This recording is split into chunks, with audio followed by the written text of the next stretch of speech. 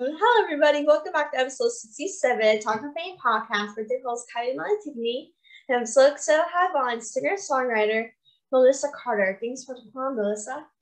Thank you so much for having me. I'm so excited. Of course, me too. So you are a singer-songwriter. What made you want to start doing that and being in this industry?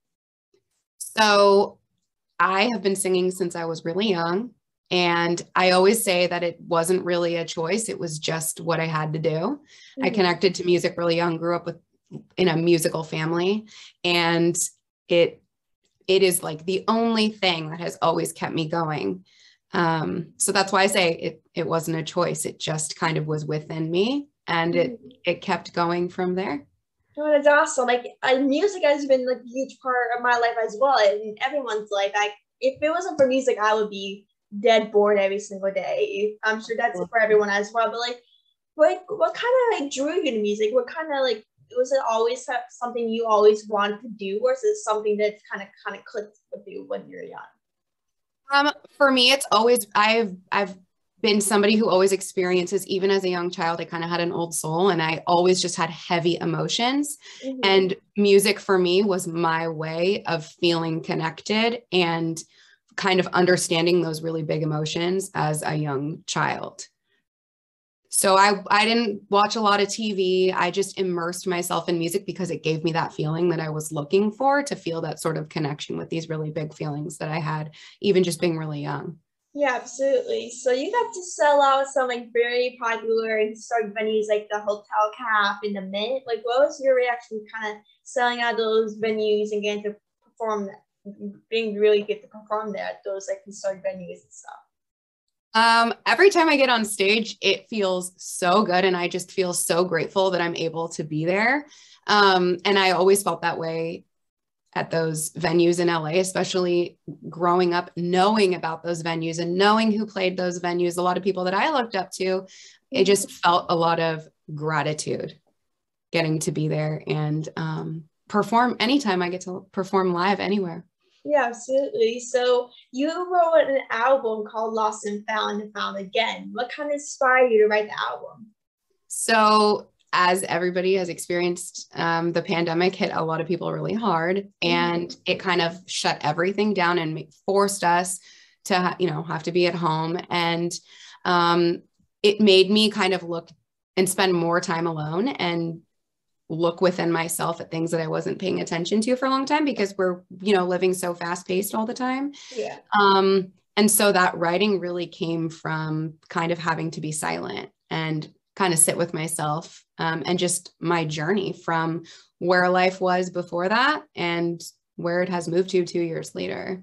Yeah, absolutely. Once the whole pandemic started, the whole world shut down, you weren't able to do anything, you're supposed to stay home. And everyone thought, and I personally thought, that this pandemic will last about 2 weeks. I didn't think it would last any more in a couple of weeks.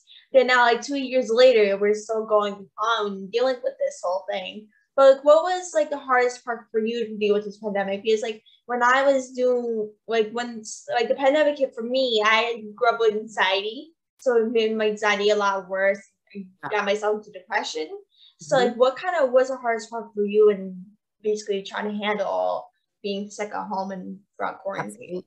Yeah. So I actually at the same have a lot of anxiety and deal with those things as well.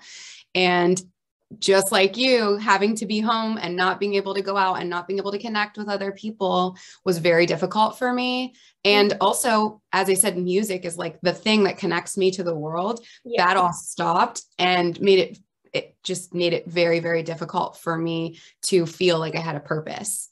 Yeah. And I think that was probably the hardest part, and why I threw myself into songwriting, because there was nothing else that I could do, and I needed to find that peace somewhere. Yeah, exactly. Once kind of started, no one had nothing to do. You weren't supposed to go anywhere. You're supposed to sit home and try and figure out what to do at your house, which there wasn't really a lot to do, except maybe watch songwriting or just watch television. And that's what I did. I was watching television 24/7 because I couldn't do anything else. But then at the end of the day, I spent most of my time listening to music. Music was always on in my earphones, and I was always blasting it. And if it wasn't for music or television, I would have made it. And I'm sure for everybody, no one would have made it if it wasn't like singing or watching television or music. But because like we weren't allowed to do anything. So like, what was really the point of it? And I feel like songwriting and entertainment industry really gone up since the pandemic started. Since like everyone's stuck at home, they were very bored, and new things were starting. Like many things were basically blocked because of quarantine. They couldn't film, or they couldn't songwrite, or be in like classes to like record or whatever. So that was really the hardest part. But like, out of all the songs basically on your album, what kind of song meant the most to you the most? So there's a song that I'm releasing in May. It's called OKC, which is about my experience in Oklahoma City when I actually moved from Los Angeles in the middle of the pandemic to Nashville. I took a road trip. We took all of our stuff in the car and stopped in Oklahoma City, and just the drive and the experience kind of gave me this song idea about it. It's about leaving home and kind of having a new chapter in your life. Mm-hmm. But I think that song represents the most of what I've experienced and through this like growth period. Mm-hmm. So I think that one means the most to me. I love it. So like when you're writing a song, do you usually focus on the lyrics first or the music? I think that is such a good question because I don't have a consistency to that. Sometimes lyrics just come to me and they come kind of in a poetic manner. And then I have to put music and melody to it later. And there are other times that I just sit down at the piano and first the music comes to me and then a melody comes to me, and it gives me kind of a mood or an energy that represents an emotion. And that's where the song comes from. So honestly, it could be one or the other. Yeah, it just depends on how I feel. Yeah, like that's really for everyone. Like if one person says like, oh, the lyrics usually come first, like, or the lyrics come first, it really depends on the song, because like it really depends on what you write, how your ideas form. Because like when I talk to someone, they'd be like, oh, depends on the song. Right. Like what was kind of the hardest part for you to kind of be able to songwrite and be able to basically mix those two things together in the song? Yeah, that's a really good question. I'm affected by melody and by music a lot. Mm-hmm. So melody comes a lot easier to me than lyrics do. And so sometimes that's where I get a little bit stuck because again, heavy in the emotions. Mm-hmm. And I was always moved by voices and the feeling and the expression that I heard in an artist when they were singing. Mm-hmm. So I connect to that more naturally than I do being able to piece my story together. So that's more of my challenge. But the pandemic gave me a huge opportunity to really kind of push myself in that area a lot further. And it's been really a fun challenge for me.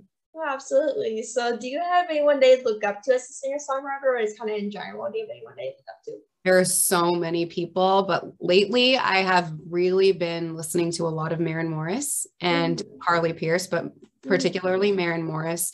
Her songwriting, her truth, her honesty, and her most recent record have really just moved me in a new way. Yeah, absolutely. Like with those two artists, they're basically starting out. Like they're basically like trying to drop new music. They're not as huge as some other artists, but they're like becoming more known, and they're really talented, and they would really deserve all the recognition they deserve because they're really so talented. And like, do you like when you listen to those artists like Carly Pearce and all those like upcoming artists, what do you find the most inspiring for their songs or some other songs or in general? Well, for somebody like Carly Pearce, I just really resonate with her story and how much of herself she puts into her music. I think it's so clear, and it's what she does is just done with so much authenticity. I think that's what leaves the biggest impact on me from listening really to any artist. It's if I can feel their soul, it inspires me and makes me want to do the same. Yeah, me too. So if you could collab with any singer-songwriter, who would it be? Chris Stapleton. No doubt. No doubt. Number one.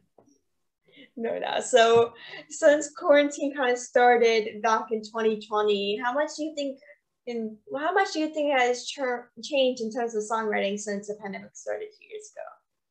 In songwriting specifically? Yeah, or singing, or either one. In music. Well, I think that now we have a much bigger appreciation for live music. Yeah. I feel like it kind of forced us to be a lot more present and to dig a little bit deeper. As artists, I have a lot of artist friends who, we have to work really hard. We usually have to juggle a few different things when we're pursuing our craft, and that the stop really forced us to slow down and pay a little bit more attention and like throw a little bit more into the art, into our craft than we were before.